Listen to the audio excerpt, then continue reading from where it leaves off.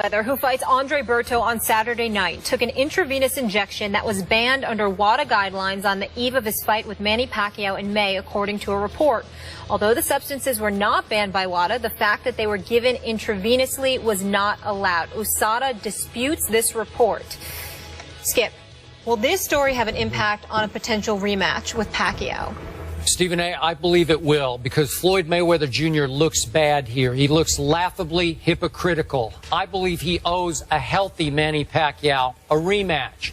And I would love to see these two fighters make this deal and announce it 6 months before the fight so that Floyd Mayweather Jr. could be subjected to daily 24-hour real testing, Olympic-style drug testing that boxing has never undergone before. I want to see Floyd go through that for 6 months ahead of this fight. Skip, Floyd Mayweather is a pariah to a lot of people, and he's still worth nearly $1 billion. I can assure you he ain't sweating it, especially if he finds out that Manny Pacquiao or someone from Top Rank had something to do with this information leaking out. He will never give them the satisfaction of a rematch if he finds out that they had something to do with this. Whether it's true or not, he won't do it. Okay. He will get shamed for that. He won't care. He'll be away from the game. He won't give a damn. All right. We shall see. Steelers-Pats tonight. NFL is back. Thanks so much for hanging with us here on First Take. For Stephen A., Skip Bayless, I'm Molly Karen. We'll see you guys tomorrow. Today, the NFL season opens, but one man who can is Floyd, and we have to get into this story right away. Floyd Mayweather, who fights Andre Berto on Saturday night, took an intravenous injection that was banned under anti-doping agency guidelines on the eve of his fight with Manny Pacquiao in May, according to a report. SB Nation said Mayweather's medical team told collection agents that IV of saline and vitamins was given to Mayweather for rehydration purposes following the weigh-in. Although the substances were not banned by WADA, the fact that they were given intravenously was not allowed. According to the report, such injections and infusions are banned because they can be used to dilute or mask the presence of another substance. Mayweather was not available for comment Wednesday night. Skip, your reaction. Stephen A. Smith, this story really makes me wonder about what your man Floyd Mayweather Jr. has been up to.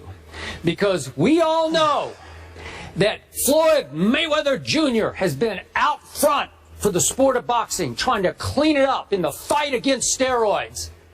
And now I'm starting to wonder if all that was just an act. A lot of bluster, a lot of sleight of hand, deflection of blame, because maybe he was trying to deflect any scrutiny off himself, Floyd Mayweather Jr.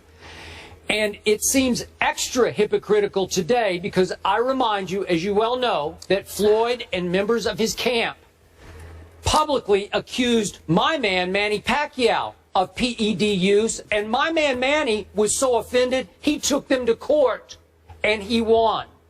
And I also remind you that my man Manny, the night of that fight in Las Vegas, May the 2nd, was denied the ability to take a pain-killing injection in his torn rotator cuff because he had not submitted the day before the proper paperwork.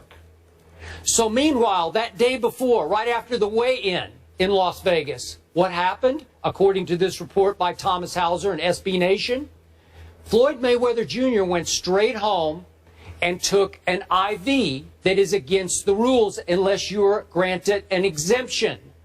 By the way, that exemption was not granted by the U.S. anti-doping agency for 18 more days. They did it in hindsight. In retrospect, they said, oh, well, we're going to say it's okay 18 days after the fight.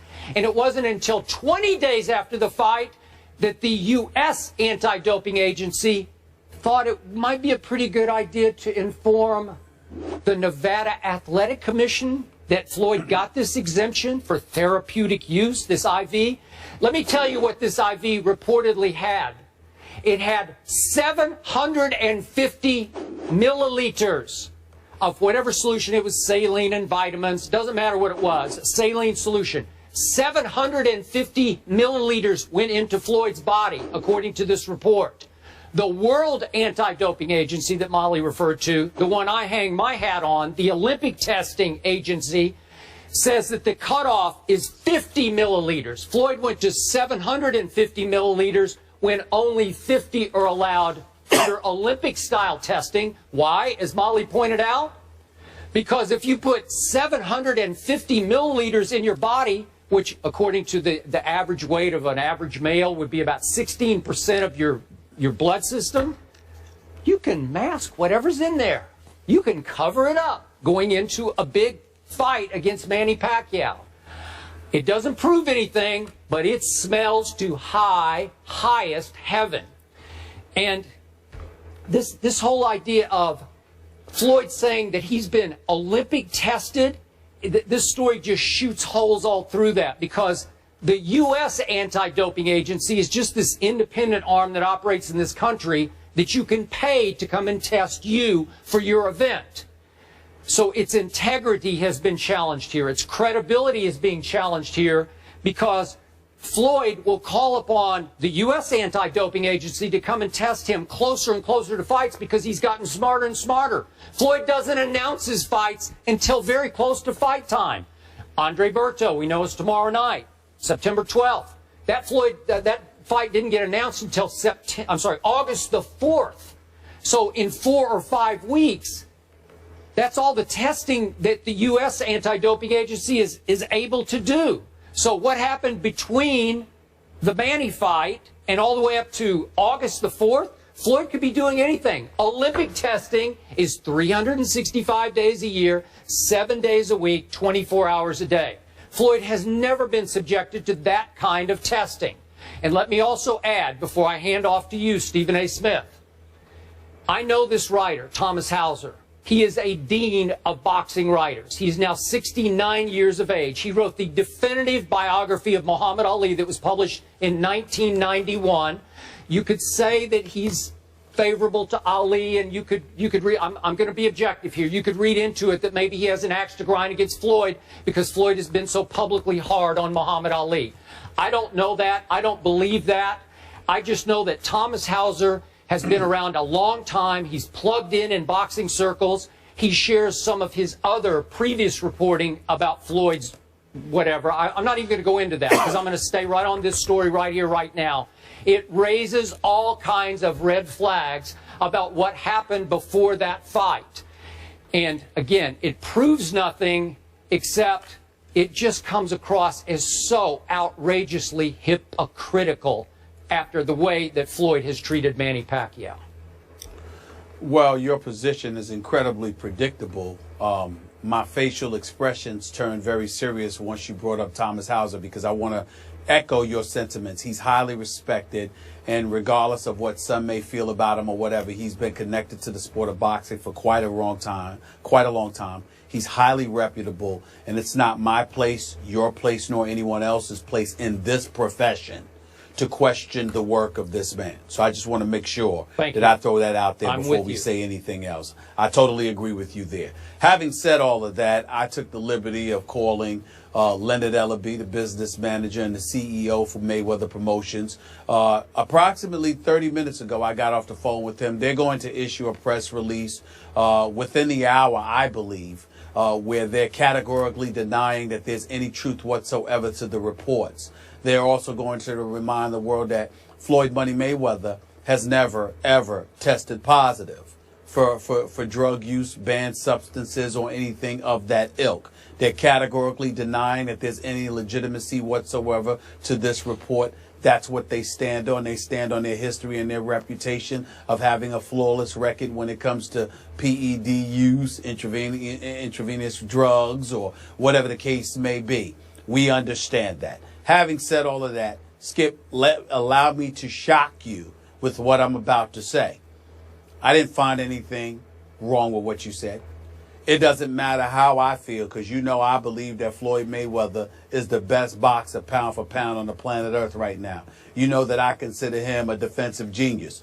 But there is no question that if there is any truth whatsoever to these reports, it smells. It smells. Especially when you consider the fact that Floyd Money Mayweather has been adamant, particularly when it comes to Manny Pacquiao, about being tested, about bringing USADA into the equation, about proclaiming time and time and time again, if you want the best, take the test. I'm not sure I quoted him accurately verbatim, but it was something along those lines. And so when you hear about any kind of shady behavior as it pertains to the allegations being levied against Floyd Money Mayweather, it definitely smells. It's definitely not a good look. And it's incredibly appropriate that all of us get to the bottom of it.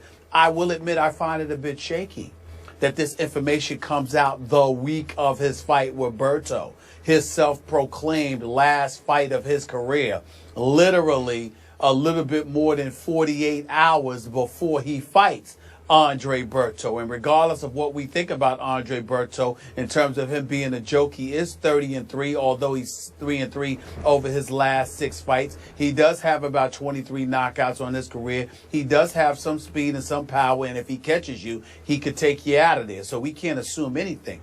When I look at all of these things, I do find it a tad bit odd that this report has come out now, particularly considering the fact that this was probably known months ago. But that still doesn't absolve Mayweather from anything if indeed it is true. They did acknowledge that he did take something because he was dehydrated, so he wanted to rehydrate himself. You pointed out how it's 750 milliliters, okay? 250 milliliters of the saline and the multivitamin, and then an additional 500 for the saline along with vitamin C, okay? Now, when you talk about potential PED use, let's be clear about something here, and this is where you and I definitely will part ways. There have been accusations made about Floyd Money Mayweather in the past, although that there was no proof presented. I believe somebody associated with Max Boxing threw something out there about Floyd Money Mayweather working in concert with Golden Boy Promotions and them having, connections with USADA and, brought that to the attention of the Nevada State Athletic Commission. I don't know how far that went, but clearly it didn't go far enough because we never heard anything really about it, okay? But let's be clear, Skip Bayless, the kind of PED use that many suspected Manny Pacquiao of doing with Floyd Money Mayweather, you yourself have said on many occasions, he's a pillow puncher. He's got 26 knockouts. The last real knockout of his career to you was in the late 90s, even though I count Ricky Hatton as a knockout, etc. You kept pointing out how he's devoid of power and what have you. Do not equate Floyd Money Mayweather with Manny Pacquiao. Clottey and Oscar De La Hoya, even though Ricky Hatton's got a glass jaw, what he did to Ricky Hatton, I'm talking about Pacquiao here, what he did to Miguel Cotto, what he did to Antonio Margarito, what he was doing to Sugar Shane Mosley, even though that ended up being a decision when he dropped him in the 3rd round. Manny Pacquiao not only was delivering knockout punches, Manny Pacquiao was also taking punches from much bigger and conceivably stronger individuals at the time that these suspicions about him were raised. I don't see any of that with Floyd Money Mayweather. We see a guy that's the same size. We see a guy that's devoid of the knockout power. We see a guy that's prepared to go 12 rounds each fight, etc., etc. So although I am willing to say to you that this does need to be investigated and we need to get to the bottom of this, and if indeed any of this is true, Floyd Money Mayweather does come across as a flaming hypocrite if there is truth to this report, I would ask you to keep in mind how they're categorically denying it, how Leonard Ellerbe is scheduled to issue a press release, all right, for Mayweather Promotions, and last but not least, it doesn't compare to what we were seeing from Manny Pacquiao at the height of his stardom. What Manny Pacquiao was doing to cats while moving up in weight was absolutely unequivocally extraordinary. And it raised a whole lot of suspicions. You didn't see anything from Floyd Mayweather to raise suspicions. I would like to point that out. Okay. Back to your points in order. The timing of this report is timely. At least Floyd's in the news right now. Isn't this the end of his career, potentially? I'm not buying that, but that's what he says. He is going to fight tomorrow night. Okay, so I don't have a problem with the timing of the report. I do have a small problem with what you're saying, and I agree with you about Pacquiao. He did seem to get a little stronger as he came up in weight, as he had to, and he was just destroying dudes on the way up. I'm with you on that. But remember this, and you know this about PED use. There are two sides to it. Increasing power, increasing recovery at advancing age. Floyd Mayweather Jr. is now 38 years of age. So I could see where at some point, I don't know this for a fact, but you could resort to it for recovery from some of the beatings that you have taken. Because Floyd has taken some punish. I know he's the greatest defensive boxer ever, but he's taken some shots before. You've talked about him on this show. But I'm saying there could be just recovery involved here. Well, Skip Bayless, he got hit by Sugar Shane Mosley in round 2 of their fight. Yeah. He got rocked at the end of the 3rd round by Madonna in their fight. He did.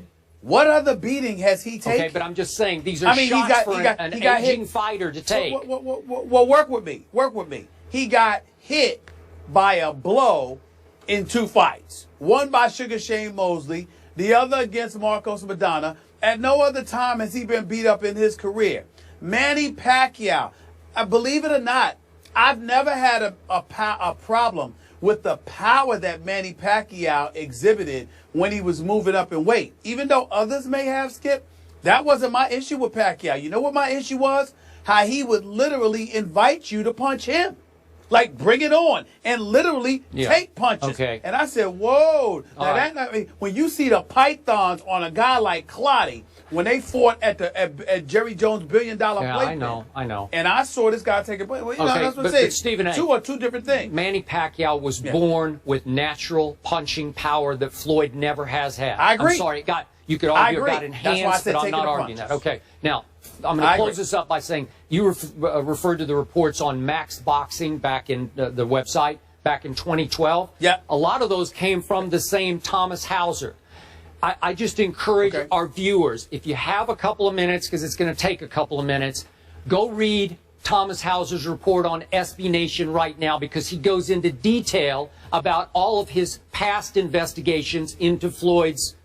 Well, I'm going to leave it alone because I don't want to accuse Floyd any more than what we did with this IV. Okay, but go read it and then you can make your own conclusions, because he did have one hard evidence that he reported even again today.